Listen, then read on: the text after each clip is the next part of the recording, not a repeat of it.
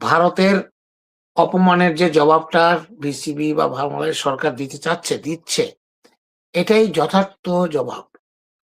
ইতিপূর্বে গত বছর, তার আগের বছর এবং কয়েক বছর ধরেই পাকিস্তানে চ্যাম্পিয়ন্স ট্রফি সহ ইত্যাদি অন্যান্য টুর্নামেন্টে ইন্ডিয়া যায় না। নিরাপত্তার অজুহাতে যায় না।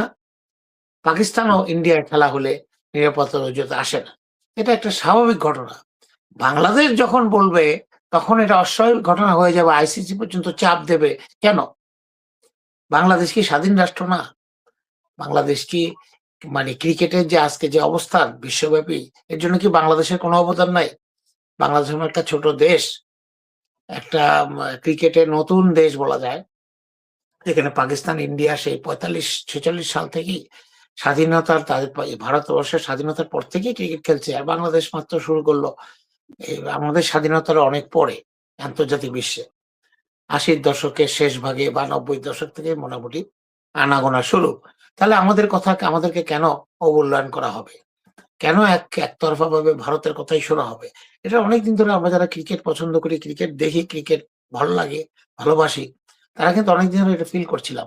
আমার সাথে ছোট, ছোট যে দেশ খেলে ওয়েস্ট ইন্ডিজ বা অন্যান্য দেশ, তাদেরও আত্মমর্যাদা, তাদেরও সম্মান রক্ষা করতে হবে এবং তাদের যেন কোনোভাবে যেন অসম্মান না হয়, এটা কিন্তু আইসিসিকে দেখার দায়িত্ব। খালি বিলিয়ন, বিলিয়ন ডলার গুনলেই হবে না। এটাও কিন্তু আইসিসির দায়িত্ব। খেলাধুলা কিন্তু আজকাল একটা আন্তর্জাতিক কূটনীতির একটা অংশ।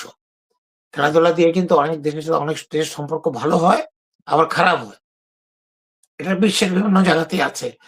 সব জায়গাতেই ফুটবল নিয়ে, ইয়ে নিয়ে অনেক রকমের কূটনীতি। ভালো জিনিসটাই আমরা দেখতে চাই।